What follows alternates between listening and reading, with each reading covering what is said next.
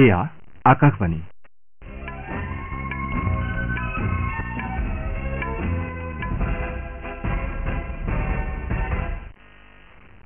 বাতৰি পঢ়িছো মনজিত গগৈ। এতিয়া প্ৰধান বাতৰিসমূহ হ'ল প্ৰধানমন্ত্ৰী নৰেন্দ্ৰ মোদীয়ে সামাজিক মাধ্যমৰ একাউণ্টৰ পৰা মোদী কা পৰিবাৰ বাক্যশাৰী আঁতৰ কৰিবলৈ জনসাধাৰণৰ প্ৰতি অনুৰোধ জনাইছে। তেলেগু দেশম পাৰ্টীৰ মুৰব্বী চন্দ্ৰবাবু নাইডুৱে আজি অন্ধ্ৰপ্ৰদেশৰ নতুন মুখ্যমন্ত্ৰী হিচাপে শপত গ্ৰহণ কৰিব। বিজেপিৰ জ্যেষ্ঠ নেতা মোহন চৰণ মাঝী ওড়িশাৰ নতুন মুখ্যমন্ত্ৰী হ'ব। লেফটেনেণ্ট জেনেৰেল উপেন্দ্ৰ দ্বিবেদীক পৰৱৰ্তী স্থল সেনাধ্যক্ষ হিচাপে নিযুক্তি দিয়া হৈছে। ভাৰতৰ ইউকি ভাম্বৰী আৰু ফ্ৰান্সৰ অলবানো অলিৱেটিৰ যুটিটো ষ্টুটগাৰ্ট অপেন টেনিছ প্ৰতিযোগিতাৰ পুৰুষৰ ডাবলছৰ কোৱাৰ্টাৰ ফাইনেলছত প্ৰৱেশ কৰিছে। আৰু ভাৰত আজি টি-20 বিশ্বকাপ ক্ৰিকেট প্ৰতিযোগিতাৰ এখন খেলত আমেৰিকা যুক্তৰাষ্ট্ৰৰ বিৰুদ্ধে অৱতীৰ্ণ হ'ব।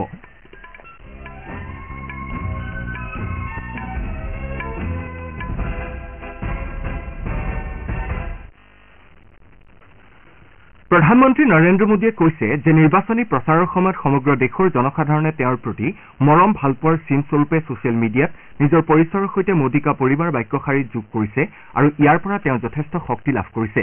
শ্ৰীমোদীয়ে সামাজিক মাধ্যমৰ এটা পোষ্টত কৈছে যে দেশৰ জনসাধাৰণে এনডিএ মিত্ৰজোঁটক একেৰাহে তৃতীয়বাৰৰ বাবে সংখ্যাগৰিষ্ঠতা প্ৰদান কৰিছে আৰু এয়া এক ধৰণৰ অভিলেখ।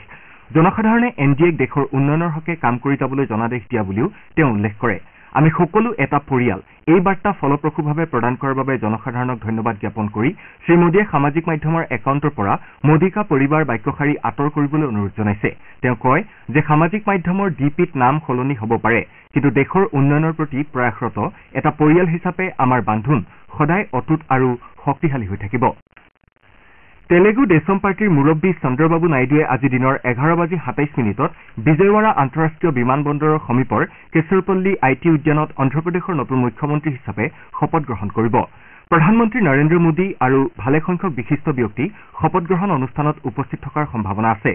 ইয়াৰ পূৰ্বে শ্ৰী নাইডুৱে কালি ৰাজ্যপাল এছ আব্দুল নাজিৰক সাক্ষাৎ কৰে আৰু চৰকাৰ গঠনৰ বাবে দাবী জনায়। ৰাজ্যপালে শ্ৰী নাইডুৰ এনডিএৰ বিধায়িনী দলৰ নেতা হিচাপে নিৰ্বাচিত হোৱাৰ বাবে অভিনন্দন জ্ঞাপন কৰে আৰু চৰকাৰ গঠন কৰিবলৈ আমন্ত্ৰণ জনায়। বিজেপিৰ জ্যেষ্ঠ নেতা মোহন চৰণ মাঝী ওড়িশাৰ নতুন মুখ্যমন্ত্ৰী হ'ব। শ্ৰী মাঝীয়ে আজি বিয়লি ভুৱনেশ্বৰৰ জনতা ময়দানত ৰাজ্যখনৰ নতুন মুখ্যমন্ত্ৰী হিচাপে শপত গ্ৰহণ কৰিব। প্ৰধানমন্ত্ৰী নৰেন্দ্ৰ মোদী, কেন্দ্ৰীয় গৃহমন্ত্ৰী অমিত শ্বাহ, কেন্দ্ৰীয় মন্ত্ৰী জুৱেল ওৰাম, অশ্বিনী বৈষ্ণৱ আৰু বিজেপি শাসিত ৰাজ্যৰ কেইবাগৰাকীও মুখ্যমন্ত্ৰীয়ে শপত গ্ৰহণ অনুষ্ঠানত অংশগ্ৰহণ কৰিব। বিজেপিৰ বিধায়িনী দলে কালি 52 বছৰীয়া মাঝীক সৰ্বসন্মতিক্ৰমে নেতা হিচাপে বাছনি কৰে। কেন্দ্ৰীয় মন্ত্ৰী ৰাজনাথ সিং আৰু ভূপেন্দ্ৰ যাদৱ বিধায়িনী দলৰ বৈঠকত কেন্দ্ৰীয় পৰ্যবেক্ষক হিচাপে উপস্থিত থাকে। মোহন চৰণ মাঝী কৌঞ্জৰ সমষ্টিৰ পৰা 4বাৰকৈ বিধানসভালৈ নিৰ্বাচিত হৈছে। তেওঁ 2000, 2004, 2019 আৰু 2024 চনত সমষ্টিটোৰ পৰা নিৰ্বাচনত জয়ী হৈছে। বিধায়িনী দলৰ নেতা হিচাপে বাছনি লাভ কৰাৰ পাছত শ্ৰী মাঝীয়ে কয় যে তেওঁৰ চৰকাৰে ৰাজ্যখনৰ জনসাধাৰণৰ আশা আকাংক্ষা পূৰণৰ বাবে সৰ্বতোপ্ৰকাৰে চেষ্টা চলাব। বিজেপিয়ে লগতে দলৰ জ্যেষ্ঠ নেতা কনক বৰ্ধন সিংদেও আৰু প্ৰভাতী পাৰিদাক উপ মুখ্যমন্ত্ৰী হিচাপে মনোনীত কৰাৰ সিদ্ধান্ত লৈছে। প্ৰাক্তন মন্ত্ৰী শ্ৰী সিংদেৱে পাটনাগড় সমষ্টিক প্ৰতিনিধিত্ব কৰাৰ বিপৰীতে শ্ৰীমতী পাৰিদাই এইবেলি নিমাপাৰা সমষ্টিৰ পৰা প্ৰথমবাৰৰ বাবে নিৰ্বাচিত হৈছে। লেফটেনেণ্ট জেনেৰেল উপেন্দ্ৰ দ্বিবেদীক পৰৱৰ্তী স্থল সেনাধ্যক্ষ হিচাপে নিযুক্তি দিয়া হৈছে। তেওঁ অহা 30 জুনত কাৰ্যভাৰ গ্ৰহণ কৰিব। বৰ্তমানৰ স্থল সেনাধ্যক্ষ জেনেৰেল মনোজ পাণ্ডেয়ে সেইদিনাই অৱসৰ গ্ৰহণ কৰিব। 1964 চনৰ 1 জুলাইত জন্মগ্ৰহণ কৰা লেফটেনেণ্ট জেনেৰেল উপেন্দ্ৰ দ্বিবেদীয়ে 1984 চনৰ 15 ডিচেম্বৰত ভাৰতীয় সেনাৰ পদাতিক বাহিনী জম্মু কাশ্মীৰ ৰাইফলছত যোগদান কৰিছিল। প্ৰায় 40 বছৰজোৰা দীঘলীয়া আৰু বিশিষ্ট সেৱাকালত তেওঁ বিভিন্ন পদত সেৱা আগবঢ়াইছে। স্থলসেনা বাহিনীৰ উপসেনা মুৰব্বী হিচাপে নিযুক্তি লাভ কৰাৰ পূৰ্বে লেফটেনেণ্ট জেনেৰেল দ্বিবেদীয়ে 2022 পৰা 2024 চনলৈ পদাতিক বাহিনীৰ সঞ্চালক প্ৰধান আৰু উত্তৰ কামাণ্ডৰ মুখ্য কাৰ্যালয়ৰ general officer commanding in chief সহ ভালেমান গুৰুত্বপূৰ্ণ পদত সেৱা আগবঢ়াই আহিছে। নতুন দিল্লীত কালি পীয়ুষ গোৱেলে বাণিজ্য আৰু উদ্যোগ মন্ত্ৰী হিচাপে কাৰ্যভাৰ গ্ৰহণ কৰে। এই উপলক্ষে তেওঁ কয় যে প্ৰধানমন্ত্ৰী নৰেন্দ্ৰ মোদীৰ শক্তিশালী আৰু উন্নয়নমুখী শাসন ব্যৱস্থাই সমগ্ৰ দেশতে প্ৰগতিৰ ঢৌ সৃষ্টি কৰিছে।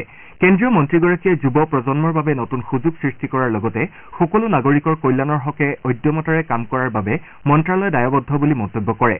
অটল অক্ষয় উৰ্জা ভৱনত প্ৰহ্লাদ যোশীয়ে গ্ৰাহক পৰিক্ৰমা, খাদ্য আৰু ৰাজহুৱা বিতৰণ দপ্তৰৰ উপৰি নতুন আৰু নৱীকৰণযোগ্য শক্তি মন্ত্ৰী হিচাপে দায়িত্বভাৰ গ্ৰহণ কৰে। শ্ৰীপদ য়েছো নাইকে নতুন আৰু নৱীকৰণযোগ্য শক্তি মন্ত্ৰালয়ৰ ৰাজ্যমন্ত্ৰী হিচাপে কাৰ্যভাৰ গ্ৰহণ কৰে। ৰাজীৱ ৰঞ্জন সিঙে মীন, পশুপালন আৰু দুগ্ধ মন্ত্ৰালয়ৰ লগতে পঞ্চায়তী ৰাজ মন্ত্ৰালয়ৰ দায়িত্ব গ্ৰহণ কৰে। একেদৰে গজেন্দ্ৰ সিং শেখাৱতে কেন্দ্ৰীয় পৰ্যটন মন্ত্ৰী হিচাপে কাৰ্যভাৰ গ্ৰহণ কৰে। এই উপলক্ষে ভাষণ দি কেন্দ্ৰীয় মন্ত্ৰীগৰাকীয়ে কয় যে তেওঁক বিশ্বব্যাপী ভাৰতক প্ৰদৰ্শন কৰাৰ লগতে বিশ্ববাসীক দেশলৈ আমন্ত্ৰণ জনোৱাৰ দায়িত্ব দিয়া হৈছে। একেদৰে ড বীৰেন্দ্ৰ কুমাৰে কেন্দ্ৰীয় সামাজিক ন্যায় আৰু সবলীকৰণ মন্ত্ৰী হিচাপে কাৰ্যভাৰ গ্ৰহণ কৰে। যুৱ পৰিক্ৰমা আৰু ক্ৰীড়া বিভাগৰ ৰাজ্যমন্ত্ৰী হিচাপে নিখিল খাটছেই কাৰ্যভাৰ গ্ৰহণ কৰে। ড সুকান্ত মজুমদাৰে উত্তৰ পূৰ্বাঞ্চল উন্নয়ন মন্ত্ৰালয়ৰ ৰাজ্যমন্ত্ৰী হিচাপে কাৰ্যভাৰ গ্ৰহণ কৰে। শ্ৰোতাসকলে বাতৰি শুনিছে আকাশবাণীৰ পৰা।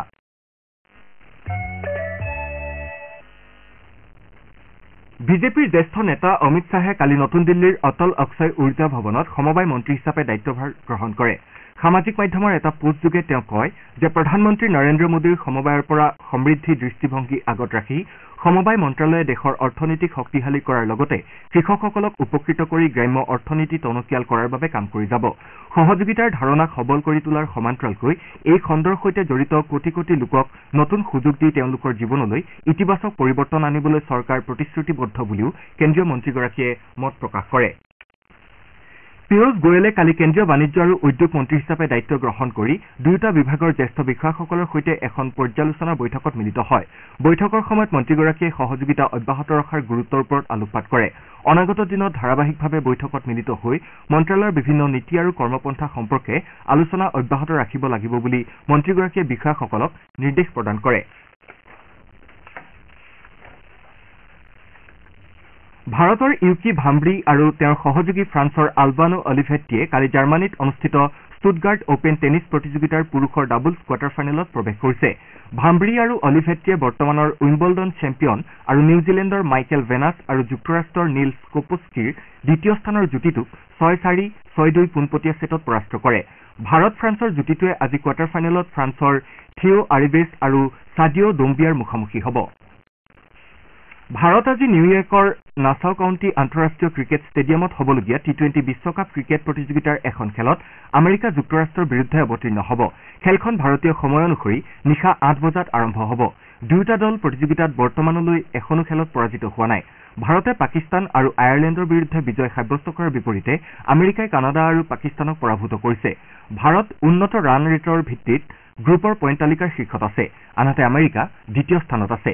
ইফালে এণ্টিগুৱাত অনুষ্ঠিত প্ৰতিযোগিতাৰ আন এখন খেলত অষ্ট্ৰেলিয়াৰ নামিবিয়াৰ সন্মুখীন হৈছে।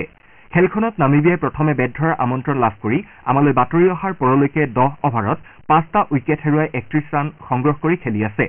আনহাতে ফ্লৰিডাত শ্ৰীলংকা আৰু নেপালৰ মাজত হ'বলগীয়া খেলখন এটাও বল নেখেলাকৈ পৰিত্যক্ত ঘোষণা কৰা হৈছে। ইপিনে পাকিস্তানে যোৱা নিশা নিউয়ৰ্কৰ নাছাউ কাউণ্টি আন্তঃৰাষ্ট্ৰীয় ক্ৰিকেট ষ্টেডিয়ামত অনুষ্ঠিত এখন খেলত কানাডাক 7 উইকেটত পৰাস্ত কৰে। খেলখনত পাকিস্তানে 107 ৰানৰ বিজয় লক্ষ্যৰে খেল আৰম্ভ কৰি 17 অভাৰ আৰু 3টা বলত 3টা উইকেট হেৰুৱাই নিৰ্ধাৰিত লক্ষ্যত উপনীত হয়। পাকিস্তানৰ মহম্মদ ৰিজৱানে 53 আৰু বাবৰ আজমে 33 ৰান কৰে। ইয়াৰ পূৰ্বে কানাডাই প্ৰথমে বেট ধৰাৰ আমন্ত্ৰণ লাভ কৰি নিৰ্ধাৰিত 20 অভাৰত 7টা উইকেটৰ বিনিময়ত 106 ৰান কৰে। কানাডাৰ অপেনাৰ এৰন জনছনে 44টা বলত 52 ৰান কৰে। পাকিস্তানৰ হৈ মহম্মদ আমিৰ আৰু হাৰিছ ৰৌফে 2টাকৈ উইকেট লাভ কৰে। আমিৰক প্লেয়াৰ অব দ্য মেচ হিচাপে ঘোষণা কৰা হয়। দোহাত অনুষ্ঠিত ফিফা বিশ্বকাপ 2026 AFC কোৱালিফায়াৰ প্ৰতিযোগিতাৰ দ্বিতীয় ৰাউণ্ডত ভাৰতীয় পুৰুষ দলটোৱে বৰ্তমানৰ এছিয়ান চেম্পিয়ন কাটাৰৰ বিৰুদ্ধে 1-2 গলত পৰাস্ত হয়। ভাৰতৰ হৈ ললিয়ানজোৱালা চাংটেয়ে 37 মিনিটত প্ৰথমটো গ'ল দি দলক অগ্ৰগতি প্ৰদান কৰে যদিও কাটাৰৰ জোচেফ আইমেনে 73 মিনিটত গ'ল দিবলৈ সমৰ্থ হয়। খেলৰ 85 মিনিটত কাটাৰৰ আহমেদ আল ৰাভিয়ে আন এটা গ'লেৰে কাটাৰৰ জয় নিশ্চিত কৰে। এই পৰাজয়ৰ লগে লগেই ভাৰতে AFC এছিয়ান কাপ 2027ৰ বাবেও যোগ্যতা লাভৰ পৰা বঞ্চিত হৈছে। বাতৰি শেষ কৰাৰ পূৰ্বে প্ৰধান বাতৰিকেইটা আকৌ এবাৰ পঢ়ি দিছো। প্ৰধানমন্ত্ৰী নৰেন্দ্ৰ মোদীয়ে সামাজিক মাধ্যমৰ একাউণ্টৰ পৰা মোদীকা পৰিবাৰ বাক্যশাৰী আঁতৰ কৰিবলৈ জনসাধাৰণৰ প্ৰতি অনুৰোধ জনাইছে। তেলেগু দেশম পাৰ্টীৰ মুৰব্বী চন্দ্ৰবাবু নাইডুৱে আজি অন্ধ্ৰপ্ৰদেশৰ নতুন মুখ্যমন্ত্ৰী হিচাপে শপত গ্ৰহণ কৰিব। বিজেপিৰ জ্যেষ্ঠ নেতা মোহন চৰণ মাঝী ওড়িশাৰ নতুন মুখ্যমন্ত্ৰী হ'ব। লেফটেনেণ্ট জেনেৰেল উপেন্দ্ৰ দ্বিবেদীক পৰৱৰ্তী স্থল সেনাধ্যক্ষ হিচাপে নিযুক্তি দিয়া হৈছে। ভাৰতৰ ইউকি ভাম্ব্ৰি আৰু ফ্ৰান্সৰ আলবানো অলিভেটিৰ যুটিটো ষ্টুটগাৰ্ট অপেন টেনিছ প্ৰতিযোগিতাৰ পুৰুষৰ ডাবলছৰ কোৱাৰ্টাৰ ফাইনেলত প্ৰৱেশ কৰিছে। আৰু ভাৰত আজি টি-20 বিশ্বকাপ ক্ৰিকেট প্ৰতিযোগিতাৰ এখন খেলত আমেৰিকা যুক্তৰাষ্ট্ৰৰ বিৰুদ্ধে অৱতীৰ্ণ হ'ব। এতিয়াৰ বাতৰি ইমানতে অন্ত পৰিছে।